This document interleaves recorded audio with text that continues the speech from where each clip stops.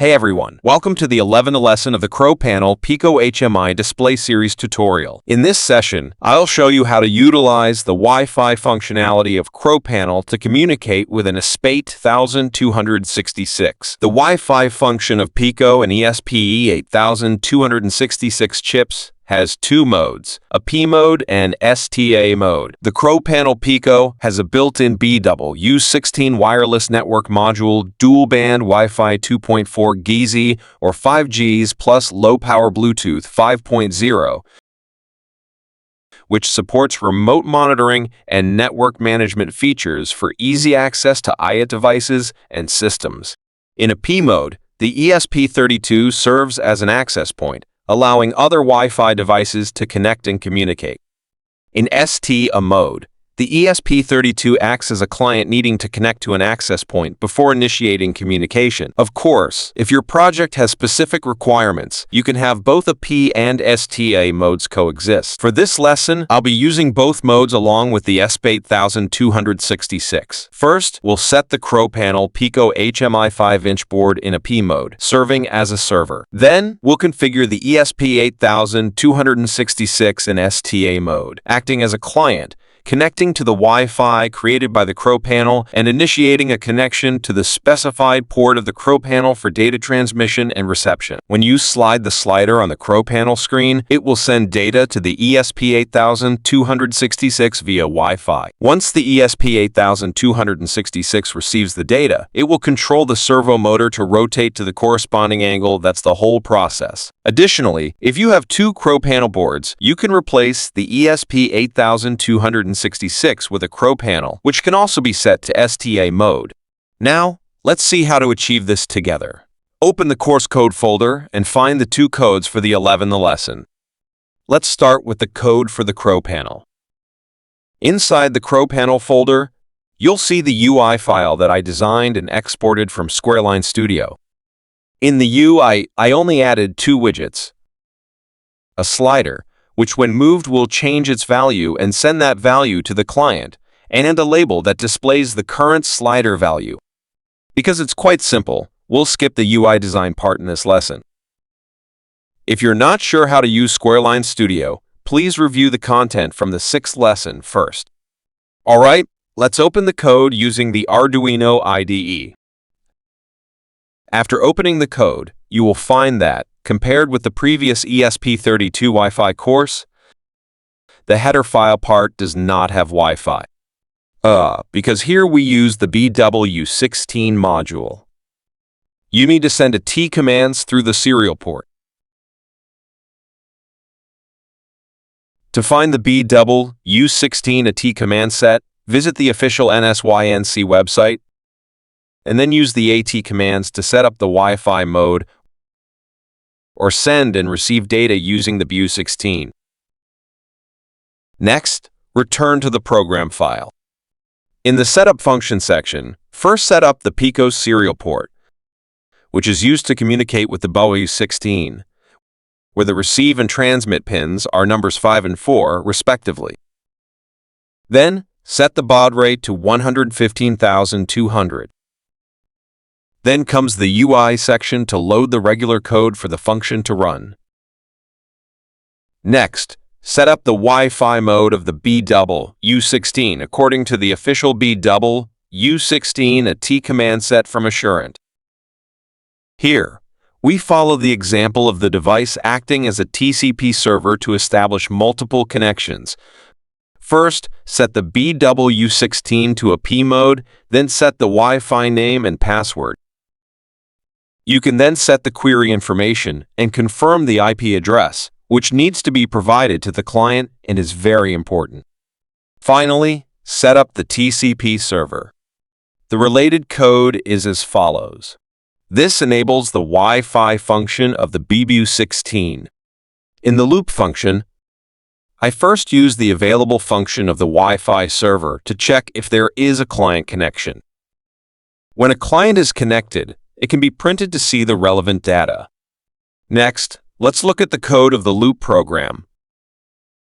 First, determine whether the serial port of the BW16 receives a message or not. When it receives it, print the received message, parse it, and print out the result to see the different states. Then, when slider changed is equal to 1, send the value of WI. Slider 1 to the client and send it according to the AT instruction of BU16. Finally, loop the process. Okay, let's continue to look at the UI.sc file. Here, you can see that the slider widget has an event added, and the trigger condition for this event is when the value of the slider changes, which is explicitly represented in the code. When this condition is met, it will update the content of a label to the current value of the slider and set a flag for the slider widget to 1. Since the declaration of this flag variable is located here, I also need to declare it as an external variable in the Y file. Alright, we've gone through the code for the CrowPanel as the server. Now, let's proceed to examine the ESP8266 code as the client. Locate the ESP8266 code in the course materials and open it. At the top of the code, I've included an adaptation that eliminates the need for manual configuration. It automatically includes different header files depending on whether you're using an ESP8266 board or an ESP32 board. In other words, this code works for both ESP8266 and ESP32. Here, a servo object is created to control the rotation of the servo. Next, these are the Wi-Fi name, SSID, and password for the network you need to connect to, along with the server IP address and port. In the setup function, remember to initialize the pin that drives the servo. In this instance, I'm using pin date, but you'll need to modify it based on the pin you're actually using. Additionally, please note that since PWM is required to control the servo, ensure you're using a pin that supports PWM functionality. Next, set the Wi-Fi function of the ESP8266 to STA mode and connect to the access point created by CrowPanel. Use a while loop to continuously attempt the connection until a successful connection is established. Once the Wi-Fi connection is established, the ESP8266 and CrowPanel will be within the same local area network, LAN, allowing the ESP8266 to initiate a connection to a specified IP address within the LAN. The host and port to connect to would be the fixed IP address specified in the CrowPanel code and the port it is listening on. Finally, let's look at the loop function. First, it checks to see if the server is connected.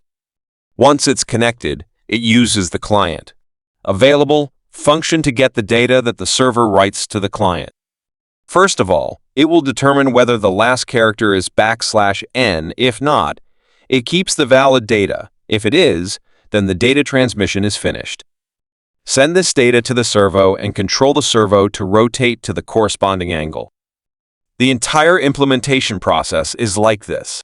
Excluding the UI code, there's not much related to Wi-Fi communication, so it's not complicated. Also, if you're using an ESP8266 like me, you'll need to add the ESP8266 board package. Click on File, then Preferences. In the Additional Board Manager URL section, add the JSON link for the ESP8266 board package and save it. I've already placed this link in the ESP32 package link file in the file folder, just like how you added the ESP32 board package in the first episode. After that, click on Tools, find Board, and open the Boards Manager. Search for ESP8266, find the latest version, and install it. Once installed, you can upload the code to the board. Connect your ESP8266 board to the computer. Click on Tools, select the corresponding serial port, and finally, from the newly installed ESP8266 board package, choose NodeMQ 1.0. This will configure the compilation information. Now, click on Upload to upload the code. Alright, the ESP8266 client code has been uploaded to the board.